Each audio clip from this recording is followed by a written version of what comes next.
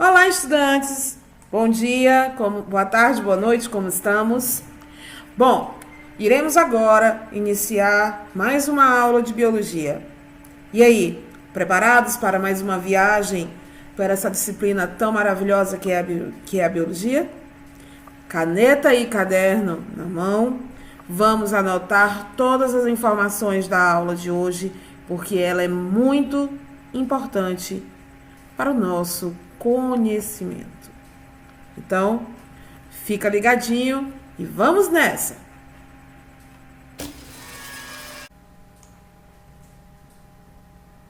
O assunto da aula de hoje é os sentidos.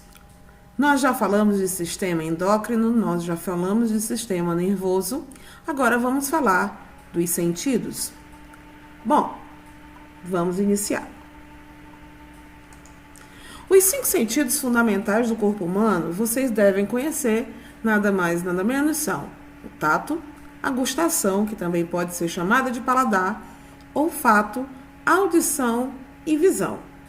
Estes 5 sentidos, eles constituem um conjunto de funções que vão proporcionar o nosso relacionamento adequado com o meio ambiente. Por meio dos 5 sentidos, o nosso corpo vai poder perceber tudo que nos rodeia, tudo que está ao nosso redor e, de acordo com as sensações, iremos decidir o que assegura a nossa sobrevivência e a integração com o meio ambiente. Sabemos que os 5 sentidos são essenciais para a nossa percepção do espaço e do lugar onde estamos. Quando um deles nos falta, geralmente dizemos que outro se sobressai mais. E isso é uma verdade. Mas vamos falar agora com mais detalhes sobre os sentidos, que faz parte do capítulo 10 do livro de vocês. Ok? Bom, quando a gente fala de sentido, nós estamos falando da capacidade de perceber as condições internas e externas do nosso corpo. Certo? E para isso, nós temos células altamente especializadas que vão desenvolver essa característica. São as células que nós vamos chamar de sensoriais, que vão estar espalhadas pelo nosso corpo e também concentradas em órgãos sensoriais ou órgãos dos sentidos. Vale dizer que muitos tipos de células sensoriais são especializadas em captar estímulos que são provenientes do meio ambiente, né? Algumas das sensações que nós temos, elas vêm em resposta ao que está no meio ambiente, seja a um estímulo auditivo, um estímulo olfatório, né? Um estímulo da visão, não é isso? O que a gente vai agora determinar é que essas células a gente vai chamar de esteroreceptores, ok? Por que, professora? Porque são aquelas células que estão captando as sensações do meio externo. Então, associada a essa, entre aspas, esteroreceptores, que são células que captam os movimentos, as sensações, os estímulos externos que vêm do ambiente para o nosso corpo, nós temos os quimiorreceptores e os proprioreceptores. Quem são os quimiorreceptores? Esses quimiorreceptores, eles vão ser estimulados por moléculas de substâncias químicas que serão específicas e vão se encaixar em receptores de membrana celular. Os quimiorreceptores, meu povo, estão presentes em órgãos responsáveis pelo paladar e pelo olfato. Ah, mas por que, professor? Porque são sensações, são estímulos que você recebe e que eles vão começar a desenvolver uma resposta do teu sistema nervoso, tá? Já os proprioreceptores, eles vão se localizar nos músculos, nos tendões, nas articulações e até em órgãos internos. As funções deles é a questão de informar o sistema nervoso central sobre a posição dos braços, das pernas, da cabeça em relação ao resto do corpo. Os Eita, que nome lindo! Os interoceptores, eles vão perceber condições internas do teu corpo, o que nos permite sentir sede, fome, frio, dor de barriga, né? A náusea. São exemplos que a gente pode estar citando. Professora, tudo que vem dos órgãos dos sentidos tem que ir para o cérebro? Tem. Ah, mas por quê? Porque a resposta, ela vem... Nós temos os sensores, que vão identificar as sensações, e nós temos o cérebro, que vai classificar essa sensação como ela deve ser classificada, ok? Então, assim, na verdade, vamos fazer uma síntese de tudo que nós falamos até agora. Todas as sensações serão obrigatoriamente interpretadas pelo cérebro, certo? Os órgãos dos sentidos sempre irão receber estímulos do meio externo, como no caso da luz, do som, do gosto, do cheiro, a temperatura, a dor, a pressão, dentre outros, tá? E ao sentir, eles tendem a transmitir ao cérebro através de nervos sensoriais. O cérebro, então, ele vai entender a mensagem produzindo as sensações. Ah, como é que você sabe que a temperatura ambiente está muito quente? Professora, porque eu sinto calor. E como é que você identifica o calor? Se não, os receptores da tua pele, que vão passar a informação para o cérebro ler, interpretar e dizer calor. Certo? Vamos falar agora do paladar. Vamos iniciar os órgãos do sentido falando do paladar. Bom, quando você fala do paladar... Aqui está dizendo para paladar e olfato, porque primeiro nós vamos para o paladar, depois vamos para o olfato, por tudo que é mais sagrado, certo? O que a gente tem? As células sensoriais responsáveis pelo paladar, elas geralmente ficam localizadas na boca. E eu digo geralmente, só por dizer, porque enfim, o paladar, o gosto, tu vai sentir pela boca, né, galera? Né? Agrupar esse conjunto de células, né, de receptores, essas células sensoriais receptoras de gosto, né? Elas vão estar agrupadas nas papilas gustatórias, tá? Que representam pequenas saliências distribuídas sobre a língua e sobre o palato mole, ok? Aí na imagem vocês veem a língua, né? E a localização dos 4 diferentes tipos de papila. Gente, nas papilas linguais vão existir terminações nervosas que nós vamos chamar de corpúsculos gustativos, que são especializados em sentir o gosto. Esses corpúsculos acham-se espalhados por toda a língua. Essas papilas linguais, elas vão perceber os 4 tipos básicos de gosto e suas centenas de combinações. Mas vale salientar que cada sabor ele é sentido com maior intensidade em uma determinada região da língua, ok? Então vamos aqui. Vamos explicar aqui que em relação à língua e à gustação, ok? Sabemos muito bem quando uma coisa é doce ou salgada, não é verdade? Vocês conseguem distinguir o doce do salgado, o azedo do amargo, né? E a mistura entre eles. Dá para você saber a mistura dos gostos. Por exemplo, você faz um suco de limão. Por mais que você coloque açúcar, você vai sentir o doce do açúcar e o azedo que provém das substâncias cítricas que tem o limão. Não é verdade? Então... é possível que nós consigamos, né, identificar o sabor que está presente nos alimentos, independente de eles estarem bons ou então é mesmo estragados. Uma pessoa pode perceber centenas de gostos provenientes, provavelmente esses gostos são combinações dos 4 sensações básicas que a gente falou: o doce, o salgado, o azedo e o amargo. No caso, vamos falar aqui da língua e das suas estruturas, da sua estrutura lingual. A língua ela vai apresentar 2 superfícies. A parte dorsal, que é a parte superior, que vai conter as numerosas rugosidades chamadas de papilas gustativas ou papilas linguais.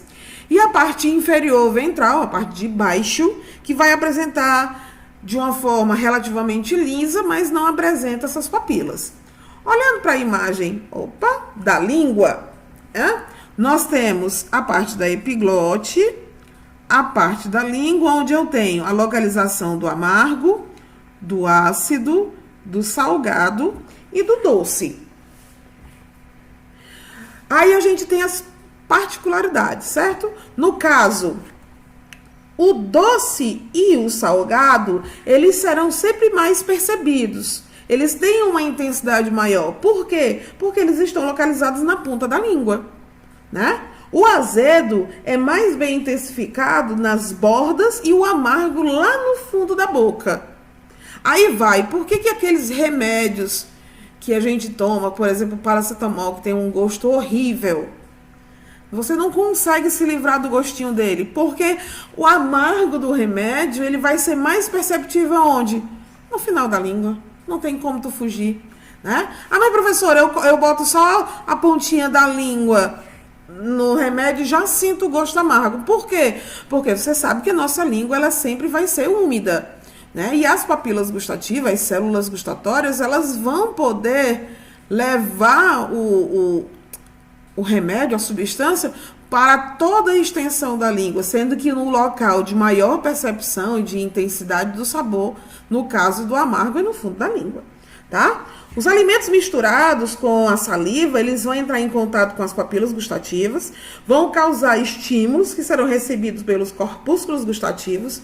A mensagem, então, levada ao centro nervoso do cérebro, que vai identificar cada sabor. E nessa hora é quando você identifica se uma comida está salgada demais, se está doce demais, ou então quando você percebe o gosto do morango, o gosto do limão, o gosto do abacaxi, o gosto do maracujá, gostos que são identificados pelas células que estão no nosso cérebro, porque o gosto em si é perceptível na língua, mas quem identifica é o cérebro, tá? E vale ressaltar que nós temos uma memória gustatória. Todas as vezes que você prova um sabor, se ele te for agradável, ótimo. Se ele te for desagradável, me desculpe, mas a lembrança desses sabores sempre ficará presente em você por conta da informação que foi passada pelas células, pelas papilas gustativas, pelos corpúsculos gustatórios, que vão levar todas as informações ao nosso cérebro, que fará essa leitura dos gostos, do paladar, ok?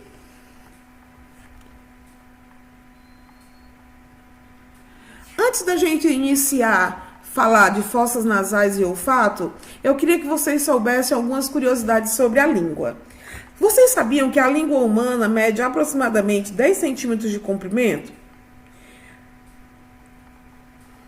E que ela tem uma particularidade muito interessante. Ela é uma das partes do nosso corpo que vai cicatrizar mais rápido. Oi, professora? Você cortou a língua e ela vai cicatrizar mais rápido do que qualquer outra parte do teu corpo. A taxa de mitose, né, de divisão celular na língua é muito grande, tá? A língua, meu povo, é um músculo que a gente pode considerar como sendo o músculo mais forte do corpo humano e o mais flexível. Há mais de 600 tipos de bactérias na nossa boca. Nossa, mas professora, eu escovo meus dentes todo dia. Não quero saber disso não. São 600 tipos de bactérias dentro da boca humana. Aí você fica imaginando quanto de bactéria você troca quando tá naquele beijo com o namorado, ou quando você vê um casal de namorado beijando e você diz assim: ai, que beijo lindo. Vamos pensar agora nas milhões de bactérias que estão sendo trocadas só por um simples beijo?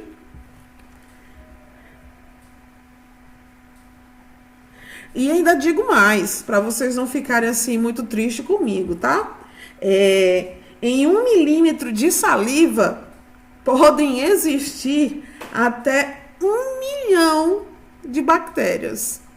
Porque eu falei em 600 tipos, mas eu não falei na quantidade geral, né? Em cada milímetro de saliva, você pode encontrar até 1 milhão de bactérias. Ai, tô pensando em não beijar mais ninguém. Gente, e para não deixar de ser interessante, cerca de 50% das bactérias da boca, elas vão viver na superfície da tua língua, tá? Professora, Deus me livre. Outro detalhe que talvez vocês não soubessem, fica aqui como padrão de curiosidade. Assim como as nossas impressões digitais que estão na ponta dos nossos dedos, a impressão da língua, ela também é única para cada tipo de pessoa. Como assim, professora? Cada um de nós temos códigos, linhas que marcam o nosso padrão, o nosso reconhecimento pela língua, tá? E uma coisa mais triste, né? Dizem que mulher fala mais. Nunca vi isso. Eu não concordo com isso. O homem fala muito mais, até porque ele tem uma língua maior que a nossa, né? As mulheres, elas têm uma língua bem mais curta em relação dos homens. Então, aquela história de que mulher fala demais, vamos começar a esquecer, porque o homem tem uma língua maior, então ele é que é o falador da relação. Tá bom? Agora, gente, vamos falar agora de um padrão que nós temos que ter cuidado em relação aos cuidados com a língua. Você está pensando que higiene é só para o corpo, para os dentes? Não. A limpeza frequente da língua é essencial e vocês podem estar usando um limpador para ajudar a prevenir problemas de saúde. Em caso de dúvida, se você não estiver acreditando em mim, na próxima vez que você for falar com o seu dentista, diga assim: senhor dentista, minha professora de biologia disse que eu tinha que limpar a língua. Qual a necessidade de eu ter que limpar a língua mesmo, hein? Aí ele vai te dizer e tu vai acreditar em mim. Vamos falar agora das fossas nasais e do olfato. Bom, vamos falar das fossas nasais e do olfato, e antes disso eu posso garantir para vocês que o olfato e o paladar, eles são considerados sentidos químicos, tá? Pois são estimulados por substâncias químicas e estes dois sentidos estão intimamente ligados. Olfato e paladar são órgãos do sentido intimamente ligados. Eles têm uma relação, eles estão juntos, porque juntos eles vão constituir um sistema de vigilância dos produtos que entram no nosso corpo. No ato de comer ou beber, qualquer cheiro ou sabor estranho é um aviso de que o alimento pode estar estragado. Então, é um elo de comunicação, olfato e paladar.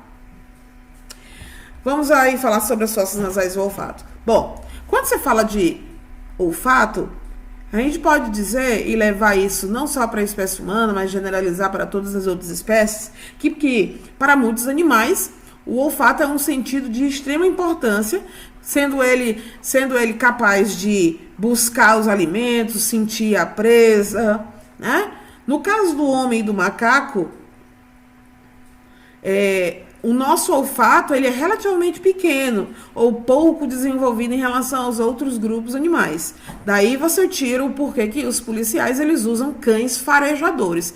O olfato de um cachorro tem uma potencialidade imensa. Ele consegue cheirar e absorver cheiros com uma magnitude bem maior em relação à da espécie humana, tá? Mas, apesar disso, nós somos capazes sim de distinguir certos alimentos e bebidas pelo cheiro, mas não são todos os cheiros que o nosso nariz, né, vai ser capaz de absorver e identificar. Quando eu falo que no paladar a língua é o órgão que vai garantir a memória, né, a percepção dos sabores, as fossas nasais serão os órgãos responsáveis pelo nosso olfato, tá? Aqui eu trago para vocês a imagem, vou dar um zoom para poder mostrar melhor. Aí eu tenho o nariz, né? A cavidade nasal, o crivo do etinoide, o bulbo olfativo, o nervo olfativo. E eu tenho bem próximo a bendita da hipófise. Aí a questão é, professora, o cheiro ele vai passar para o nervo olfativo para poder chegar no cérebro? Sim. Lindinho assim, tá? E junto com o bulbo olfatório vai carregar toda a informação linda e maravilhosa. Agora aqui. O olfato é o sentido produzido pelas estimulações do epitélio olfatório, localizado no teto da cavidade nasal, tá? Onde ele vai apresentar moléculas capazes de estimular o olfato, que podem estar dispersas no ar, difundindo-se com o muco, que é a secreção que o teu nariz produz, né? E desta forma vão atingir o dendrito dos quimiorreceptores, gerando assim impulsos nervosos que são propagados para o axônio, levando até o sistema nervoso central, tá? No caso, o sabor dos alimentos, ele vai produzir não apenas pela estimulação das células gustatórias, mas também pela estimulação das células olfatórias. Ah, mas por quê? Porque na hora que você come, você também sente o cheiro do alimento que você está degustando, não é verdade? Ai, professora, eu nunca percebi isso. Olha, pois na hora do almoço hoje, dá uma perceptiva, dá uma paradinha para perceber. Agora vamos falar de uma curiosidade bem interessante. Alguns cheiros, eles vão ficar guardados em nossa memória, associados a determinadas situações e experiências vividas. Geralmente, quando você se encontra com alguém especial pela primeira vez e ele está com um cheiro, se o encontro foi bom, se o momento foi legal, aquele cheiro fica na nossa memória. Tanto é que quando você sente de novo, remete a você uma lembrança. Do mesmo jeito que quando a gente sente o cheiro de vó, o cheiro de mãe, o cheiro da nossa casa, quando nós sentimos um cheiro similar, nós nos lembramos e voltamos à nossa memória para identificar aquele cheiro, tá? Assim, por exemplo, quando sentimos cheiro de mato, podemos nos lembrar de uma situação que aconteceu no passado, seja uma férias na infância, uma viagem à casa do nosso avós. Em muitos casos, revivemos até emoções experimentadas nessas ocasiões, como alegria, amor, raiva, medo, tristeza. Isso tudo é porque, da mesma forma que eu digo que nós temos uma memória gustatória, nós também teremos uma memória olfativa, tá? Ah, mas por que, professora? Gente, todos os sentidos levam a partir dos receptores, a partir dos nervos, das terminações nervosas, a informação para o nosso sistema nervoso central. Nosso encéfalo, nosso cérebro, acumula essa informação, guarda ela para utilizações futuras. Então, o cheiro do perfume de alguém que você gosta, o cheiro da comida que você mais gosta de comer, você sente aquele cheiro e já começa ai, eu já estou com água na boca. Então, vamos aqui. Imaginem agora aquela torta de chocolate quentinha, bem gostosa, grande, com muito chocolate e algumas cerejas na parte de cima, todo cheirosinho, o cheiro entrando pelo teu nariz. Ai, a lembrança que você vai ter, se ela um dia existiu com uma torta de chocolate, vai fazer você lembrar até do gosto que você provou dessa torta de chocolate, que você imaginou a partir da lembrança, ok? Vamos agora falar dos ouvidos e da audição, tá? Nós sabemos que a audição, ela tá caracterizada pela capacidade de ouvir sons, né? Os órgãos da audição, ou naturalmente, tem que ser quem? Os ouvidos. Existem muitos sons que não podemos ouvir porque a frequência deles é maior do que a capacidade dos nossos ouvidos produzirem os sons, certo? Então, há muitos sons que não podem ser ouvidos por nós, embora outros animais possam perceber eles, e isso vai acontecer em cada espécie animal. Por quê? Porque o nervo auditivo, ele será estimulado por sons de uma determinada faixa de frequência.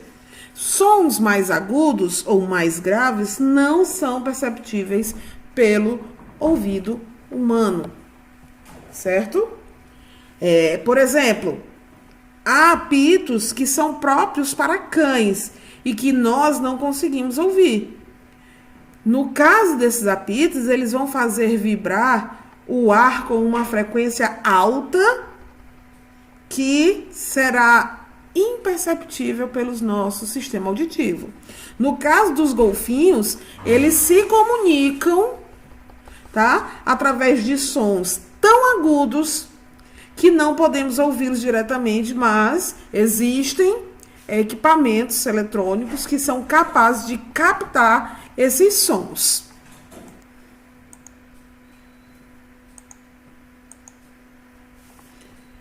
Vamos agora falar das estruturas que fazem parte do nosso sistema, ou do nosso sentido da audição, certo? Aqui vocês estão olhando para uma imagem onde está mostrando um ouvido, a parte mais externa da orelha, o ouvido externo, aqui mais para dentro o canal auditivo, o ouvido médio e o ouvido interno. Vamos falar de cada estruturazinha dessa maravilhosa para você poder entender. Bom, nos nossos dois ouvidos, né, ficam encaixados nos ossos temporais, onde cada ouvido possui 3 partes. Quais são as partes que formam o teu ouvido? Ouvido externo, ouvido médio e ouvido interno. O ouvido externo, ele é formado por 2 partes. Aqui nessa imagem eu só estou representando uma, que é o pavilhão auditivo ou canal auditivo, certo? Que no caso é a orelha, onde a sua função vai ser captar o som, direcionar para o interior do conduto auditivo. Vou colocar em outra imagem para ficar mais fácil, tá? Então, tá aqui o meu pavilhão auditivo, tá? O bendito pavilhão auditivo e o canal auditivo, tá? Que aqui a gente falou que pavilhão e o canal auditivo, né? Vamos lá. O canal auditivo. Então, o ouvido externo é composto de 2 partes. Quais são? O pavilhão auditivo, que nada mais é a orelha, né? Nada mais, nada menos que a orelha, onde a função vai ser captar os sons, levando esses sons para o interior do conduto auditivo ou do canal auditivo. Esse canal auditivo externo, tá? Que é essa partezinha aqui. Esse canal auditivo externo, o que ele é, qual é a função que ele tem, certo? É um canal, tá? Que vai conduzir o som para o interior da orelha, né? O interior do ouvido, na verdade. No conduto auditivo existem pelos e glândulas que vão produzir o cerúmen, né? Que é a cera, né? Uma espécie de cera amarelada. Os pelos e esse cerúmen têm por função, eles estão ali para deixar o teu ouvido sujo, fedorento? Não, eles têm ali uma função de defesa. Tanto o pelo como o cerúmen, eles vão proteger o ouvido contra a entrada de corpos estranhos, como no caso de poeira, micróbios e qualquer outra coisa, certo? Depois do ouvido externo, tá? Eu tenho o ouvido médio. O ouvido médio pode ser chamado também de caixa do tímpano, porque ele se situa dentro do osso temporal, onde eu vou encontrar o tímpano, que é uma fina membrana. Cadê este rapaz? Bem aqui, olha. É uma fina membrana que no ouvido médio, né? Essa fina membrana, ela vai estar lá para poder dar as frequências do som, né? A questão dos tum, tum, tum do ouvido, né? A questão da forma como você ouve vem muito por conta do tímpano. No ouvido médio, meu povo, existem 3 pequenos ossos, tá? Que aí a gente vai falar dessas 3 criancinhas maravilhosas. Esses três ossos têm um nome muito interessante, que é a bigorna, tá aqui ela, o martelo e o estribo. Veja que os nomes foram escolhidos a dedo para a gente aprender de uma forma bem feliz. Então, no ouvido médio eu tenho 3 ossinhos: o martelo, a bigorna e o estribo. Tá? Esses 3 ossos, eles vão se articular uns com os outros e vão receber a vibração da membrana do tímpano. Do ouvido médio vai sair o canal, que é a trompa de Eustáquio. Tá aqui ela. Cadê a bendita da trompa de Eustáquio? Cadê? Bem pra cá. Trompa de Eustáquio. Tá aqui ela. Que, por função, ela vai até a faringe. E a função dela é manter a pressão da caixa do tímpano igual à pressão atmosférica. Peraí, professora, muita calma nessa hora. O ouvido externo é o pavilhão auditivo, que é a orelha, o canal auditivo. O ouvido médio está preso no osso temporal, aí a gente tem o tímpano, que vai ser uma película bem fininha, onde nesse ouvido médio eu vou ter 3 ossos que vão se articular para receber a frequência do tímpano, que é o martelo, estribo e bigorna. E eu vou ter um canalzinho chamado de trompa, que é a trompa de Eustáquio, que a função é tentar manter a pressão interna do ouvido igual à pressão atmosférica, exatamente. E quando isso ocorre, você vai estourar teu ouvido. Então, existem pessoas que estouraram o ouvido, né? Pá! Sangrou porque fez alguma coisa. Nada mais do que a pressão interna foi diferente da pressão atmosférica, que causou um dano no ouvido médio, tá? No caso do ouvido interno, certo? Essa partezinha maravilhosa daqui, o que a gente tem? O ouvido interno, ele pode receber um nome bem interessante, que é labirinto. Perceba que o nosso ouvido, né, nosso sistema auditivo tem uns nomes maravilhosos. Então, o labirinto também é conhecido como ouvido interno, ou o ouvido interno é conhecido como labirinto, tá? E esse labirinto vai se dividir em 3 partes. Quem são elas? Ah, professora, não sei não. Diz aí pra mim. É o vestíbulo, os canais semicirculares, tá? E a cóclea, ou caracol. O vestíbulo, ele vai garantir a cavidade. O vestíbulo nada mais é do que a cavidade separada do ouvido médio pela janela oval. Então, peraí, professora. O vestíbulo tá bem por aqui, é? É o limite entre o ouvido médio e o interno, separado pela janela oval. Aqui ela. Tá bom? Já os canais semicirculares são 3 tubos em formas de semicírculo que vão estar aqui, ó. Aqui eles, os bonitões, ó. Tá vendo? Fórmula de semicírculo, canal semicircular. Isso já faz parte do ouvido interno, tá, galera? E por último, eu tenho a cóclea, tá aqui ela, que é um canal de aproximadamente 2,5 centímetros a 3 centímetros, tá, de comprimento, em forma de espiral. Nossa, professora, dificuldade, hein? Pois é. Eis aí as partes que formam o teu ouvido. Vou agora colocar 2 imagens para vocês poderem bater um print e poderem anotar no caderno de vocês, tá? Tudo que eu vou colocar agora nós já falamos, que é exatamente as partes que formam o ouvido externo, o ouvido médio e o ouvido interno. Então, print, por favor. 3, 2, 1. Nossa, mas... desculpa, gente. Vai vir depois. Depois dessa imagem, que aqui eu tenho uma imagem com os termos que a gente já citou. Ó. O bendito do labirinto, que é o que, gente? O labirinto é o início do ouvido interno. O estribo faz parte de quem, galera? Do ouvido médio. É estribo, bigorna e o bendito do martelo. Parte do ouvido médio. O tubo auditivo, a cóclea. Agora sim, print na imagem. 3, 2, 1. Próxima imagem. Muito bem.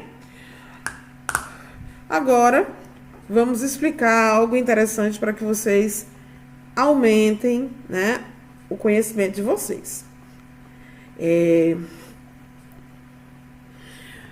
Nesse momento da pandemia, vocês estão se acostumando a ouvir a voz dos professores.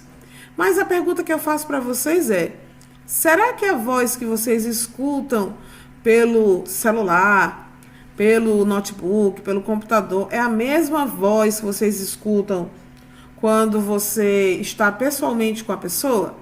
E quando você grava sua voz no gravador, o som que você escuta é realmente igual à voz que você realmente tem? E aí? Vamos explicar essa situação? Quando ouvimos nossa voz pelo gravador, temos uma surpresa. Ela não é igual ao que ouvimos quando falamos. E não é, galera, não é. Até porque alguém pode até uma vez ter dito assim pra você: nossa, tua voz é tão diferente pelo telefone, né? E por que isso acontece? Nós ouvimos nossa voz não apenas através do ar, mas também através das vibrações dos ossos que formam o nosso rosto, a nossa face, certo? Principalmente das maxilas ou dos maxilares, que se movimentam quando nós estamos falando. Até a articulação da boca para poder movimentar e você produzir o som, não é isso? As vibrações dos ossos da face são transmitidas diretamente ao ouvido interno, sem passar pelo tímpano, ok? Se uma pessoa não ouve sua própria voz através da condução óssea, seu nervo auditivo não funcionará bem. Se ela ouve sua voz, mas não ouve os sons vindo pelo ar externo, seu problema deve estar no ouvido médio. E os problemas do ouvido médio podem ser tratados com aparelhos cirúrgicos, aparelhos para surdez, tá? Ah, mas professora, a surdez, ela tem a ver só com problemas do ouvido? Ela também tem padrões genéticos, ok? Não necessariamente precisa ser uma surdez adquirida, ela pode ser uma surdez vinda de fatores genéticos. Vamos para a curiosidade da vez? Vocês já se perguntaram qual é o caminho que o som faz até você ouvir e perceber que tipo de som é esse? Então, como você pode observar no esquema do ouvido que nós já falamos, ao chegar no pavilhão auditivo, no caso a nossa orelha, o som ele vai ser conduzido ao interior do canal auditivo, que ele é o canal auditivo externo, que é a partezinha que leva, né, a continuidade do ouvido externo. Depois ele vai percorrer o conduto, chegando até a membrana do tímpano, fazendo essa membrana vibrar. No ouvido médio, a bigorna, o martelo e o estribo vão receber essas vibrações vindas do tímpano, tá? Transmitindo até o ouvido interno. Através das membranas da janela oval, que em seguida essas vibrações vão atingir a cóclea, provocando uma vibração do líquido lá existente. Esse líquido vai ser chamado de endolinfa, tá? A vibração, ela vai ser recebida pelas terminações do nervo auditivo, que vai conduzir essa vibração, esse som até o cérebro, onde as impressões recebidas vão ser traduzidas no som que você reconhece. Vale ressaltar que quando você fala de labirintite, o que é que você está falando? Qual é o problema de uma pessoa que tem labirintite? Quando você fala da labirintite, o que é labirintite? Gente, a labirintite nada mais é do que uma inflamação no ouvido interno, mais precisamente na região da cóclea, tá? Pode ser tanto na parte do ouvido interno, como também dos nervos que ligam o ouvido interno até o cérebro, tá? A labirintite, ela pode ser desencadeada por uma infecção e ela pode vir a ser frequente em você. Geralmente as pessoas com labirintite, elas ficam tontas, né? Elas devem evitar determinados tipos de alimento para não estimular a questão do labirinto, né? Que é a questão do equilíbrio. A questão do equilíbrio do nosso padrão auditivo tem muita relação com a labirintite, tá? O que eu posso falar mais sobre labirintite para vocês? Bom, o que eu posso falar mais sobre labirintite para vocês, certo? Bom, primeiramente a gente tem que informar que a labirintite ela é um termo meio que impróprio, né? Mas ele é comumente usado para designar um problema que pode apresentar ou comprometer tanto o equilíbrio quanto a audição. Isso por quê? Porque a labirintite ela vai afetar o labirinto, que faz parte da orelha interna. Esse labirinto constituído por quem, gente? Pela cóclea, que é responsável pela audição, e pelo vestíbulo e canais semicirculares, que são responsáveis pelo equilíbrio, tá? Um processo inflamatório nessas regiões, tá?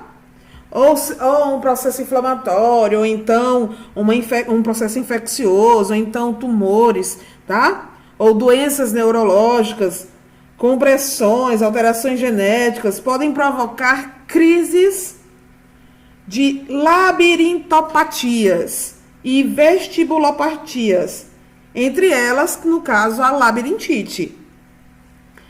Onde o indivíduo ele vai ficar o quê? Vai ficar tonto, vai ter náuseas, é a questão do equilíbrio, tudo por conta da região que está afetada no nosso pavilhão, ou no nosso ouvido, né? No caso, no ouvido interno.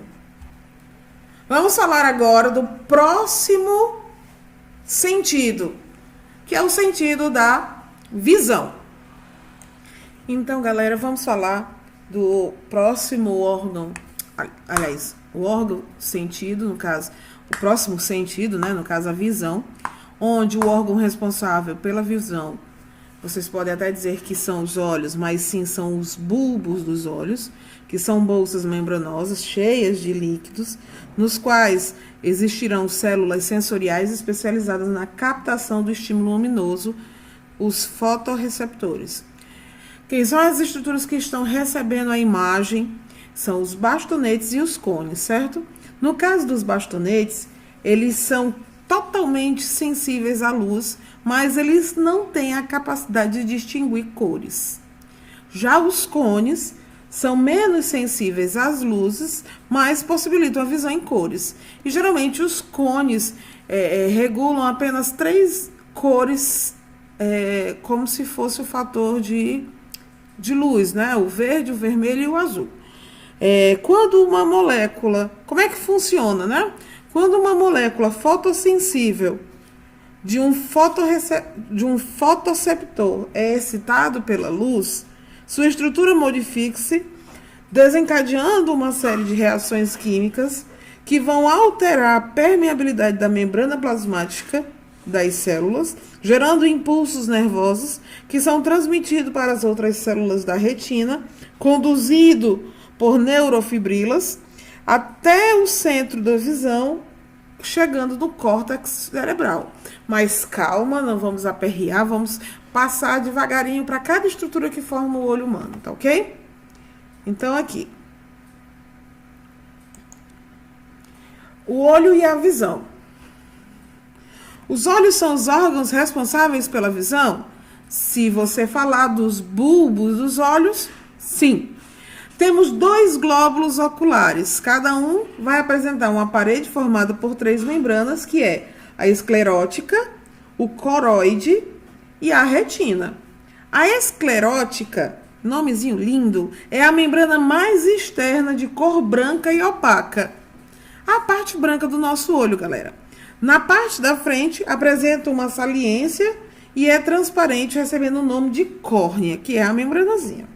Aí a gente vem aqui para a imagem e faz um aumento dela para você poder vislumbrar. Esclerótica, córnea, que é a lente, né, do teu olho. A coroide, a coroide, ela vai estar localizada sob a esclerótica e é muito rica em vasos sanguíneos. O sangue vai circular nessa membrana e nutre as células do olho. Por isso, o coroide também é chamado de camada nutridora ou nutritiva do olho, certo? Vamos falar mais um pouquinho dessas partes que formam o olho. Vamos aqui ampliar a imagem para a gente poder falar um pouquinho, tá, de cada estrutura. Bom, na parte da frente da coroide, você vai encontrar uma região circular que é a íris. Tá aqui ela, certo? A íris, ela vai apresentar uma cor que é variável de pessoa para pessoa, né? Que são os padrões que você chama os padrões de cores dos olhos, como o verde, o castanho, o azul, tá? No centro da íris, eu vou ter a pupila, tá? Que é um orifício comumente chamado de menina dos olhos, tá? A retina, por sua vez, onde é que ela tá na minha imagem? Tá aqui ela, ó. A retina, por sua vez, é a camada mais interna e sensível do globo ocular. É formada por um prolongamento do nervo óptico, aqui a retina todinha e o nervo óptico, certo? Esse nervo, por sua vez, ele vai ter origem lá no nosso cérebro e vai penetrar no olho, atravessando a esclerótica e a coroide. A cor da retina é sempre preta, ok? Agora vamos falar de tudo que está dentro do olho propriamente dito, tá? Porque a gente falou de todas as membranas, falou das estruturas externas, corpo ciliar, íris, córnea, né? Pupila. Vamos falar da parte de dentro do olho propriamente dita. Bom, o interior do olho é formado por 3 elementos transparentes. O humor aquoso, tá? Que será uma substância líquida e transparente que vai preencher o espaço entre a córnea e o cristalino. Que eu posso também chamar esse humor aquoso de câmara anterior do olho, tá? O cristalino, eu tenho o humor aquoso, o cristalino. O que é o cristalino? Bom, o cristalino, gente, é uma espécie de lente situada logo atrás da íris. Ele é sólido e transparente, certo? Tá aqui ele. E depois do cristalino, eu tenho o humor vítreo. O humor vítreo, ele é uma substância gelatinosa, também transparente, que vai preencher a cavidade maior do globo ocular atrás do cristalino, certo? Aí você pode me perguntar, professora, e as lágrimas? Aonde é que estão as lágrimas? Bom, as lágrimas, elas vão ser formadas a partir das glândulas lacrimais. Mas antes disso, vamos falar do trabalho que a íris vai ter, certo? Como assim, professora? Eu falei que a íris é a estrutura do teu olho que tem cor, mas qual é a função? O que é que ela faz? Qual é a importância dessa estrutura no teu olho? Bom, a íris, meu povo, é a parte mais visível do olho, é a parte colorida do olho, como eu bem falei, tá? Ela vai ter a pupila, onde a pupila vai controlar a quantidade de luz que vai entrar e sair do olho, tá? Em um ambiente com muita luz, ocorre a miose. O que é miose, professor? É a diminuição do diâmetro da pupila. Ao passo, né, que com pouca luz, eu vou ter a midríase. Aí, professora, começou os nomes diferentes. Os nomezinhos fáceis. Com muita luz, tu vai ter a miose, que é a diminuição do diâmetro da pupila. Com pouca luz, tu vai ter a midríase, que é o aumento do diâmetro da pupila. Gente, a íris, ela é formada por um músculo liso e por fibras radiadas. A contração e o relaxamento dessa estrutura da íris vai regular a pupila na questão de ela estar maior ou menor, o diâmetro no caso, né? Maior ou menor. Vamos falar agora da questão do cristalino. Qual é a utilidade desse cristalino, essa membranazinha que está aqui? Bom, para regular o foco da imagem, vamos trabalhar aqui. Para regular o foco da imagem, o que é que o fotógrafo faz? Ele vai ajustar as lentes, não é isso? Para frente ou para trás. de modo que se forme um filme ou as imagens nítidas para você poder visualizar. Quem regula o foco da imagem no nosso olho é o bonito do cristalino.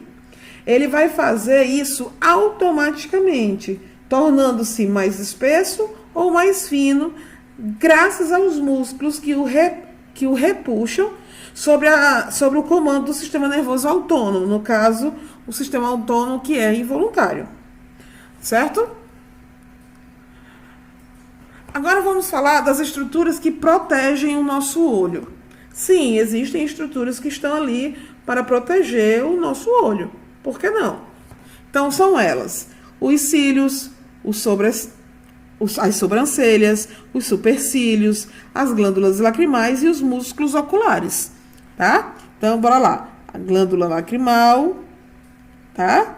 O supercílio, o cílio, a pálpebra, né? E vamos explicar por que essas estruturas garantem a proteção, certo? No caso das pálpebras, elas representam duas dobras de pele que vão estar revertidas internamente por uma membrana chamada de conjuntiva, que vão servir para proteger o olho e espalhar sobre eles o líquido que conhecemos como lágrima. Professora, meus olhos sempre vão ser úmidos? Vão, porque a pálpebra vai estar abrindo e fechando e as glândulas lacrimais vão estar liberando o líquido que vai estar umedecendo o olho. Os cílios, por sua vez, meu povo, ou se você quiser chamar de pestanas, tá? Vão impedir, a função maior é impedir a entrada de poeira e de excesso de luz nos teus olhos. As sobrancelhas, por sua vez, vão impedir que o suor da testa entre nos olhos, tá? Então, elas vão absorver a maior parte da água, né, do suor que está passando pela tua testa, né? No caso das glândulas lacrimais, elas irão, como o nome bem diz, vão produzir as lágrimas, e essa produção ela é contínua. Esse líquido espalhado pelos movimentos das pálpebras vai lavar e lubrificar o teu olho naturalmente. Quando choramos, o excesso de líquido desce pelo canal lacrimal e é despejado nas fossas nasais em direção ao exterior do nariz. Mas, se vocês quiserem, nós podemos falar sim sobre a lágrima, né? Como nós falamos, a lágrima ela tem a função de lubrificar e limpar o globo ocular. Ela facilita também a movimentação do glóbulo e das pálpebras, além de remover a sujeira, né? Onde, geralmente, quando você está com alguma sujeira no teu olho, geralmente fica no cantinho do olho por conta de quem? Por causa da lubrificação vinda das glândulas lacrimais. Deixa eu ver o que eu posso falar.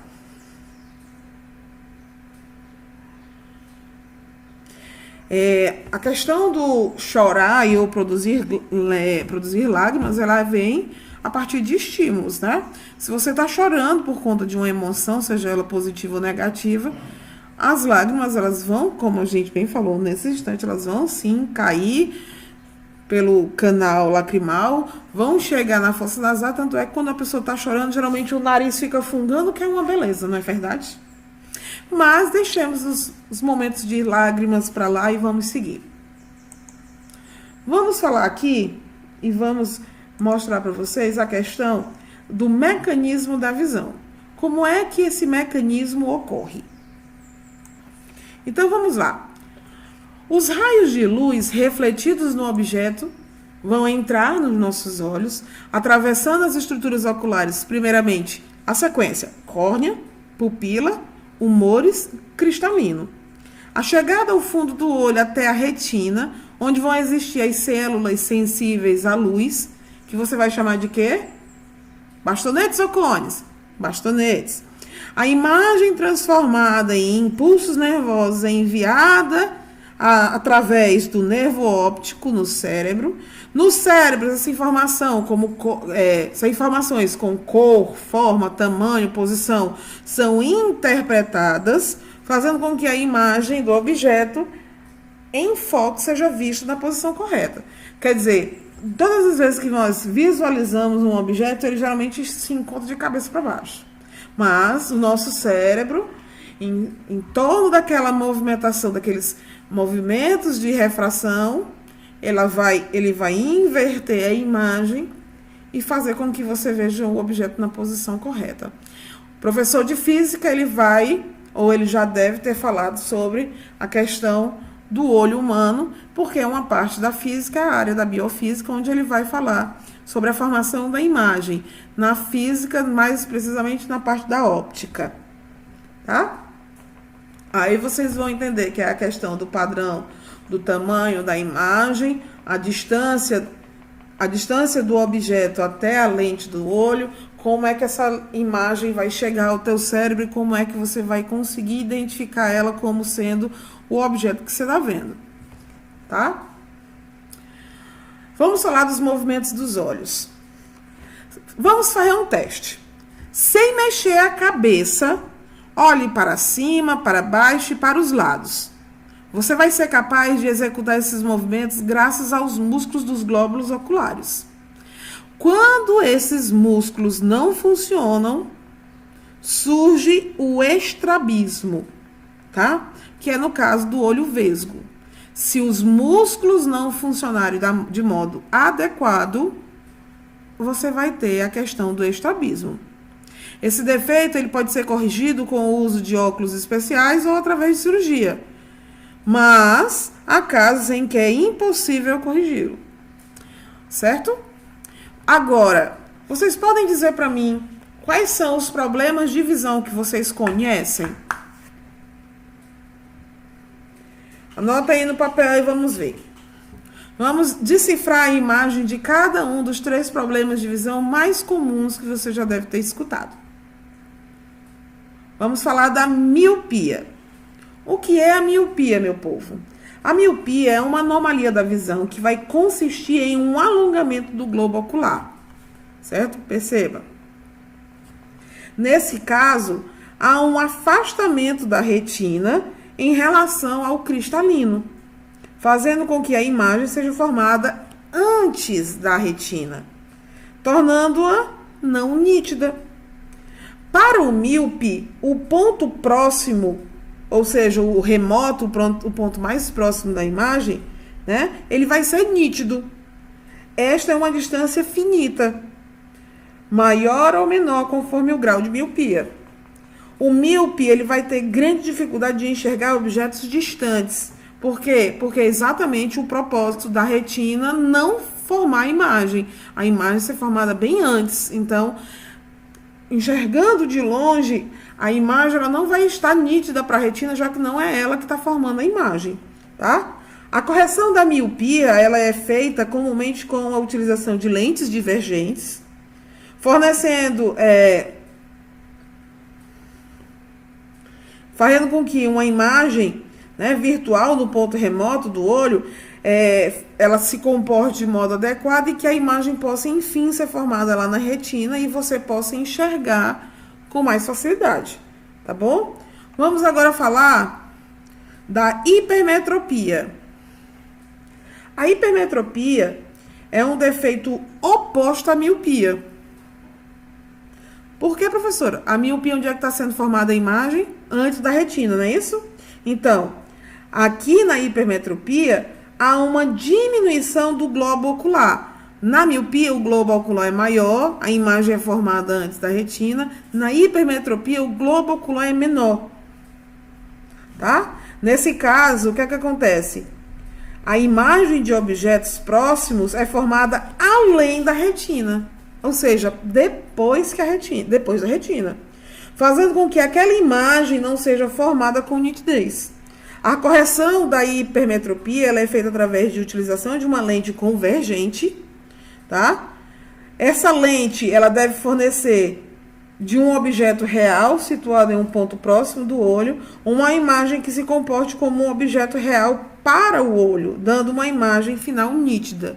É como se ele trouxesse o objeto para mais longe, tá? E por último, nós iremos falar do astigmatismo.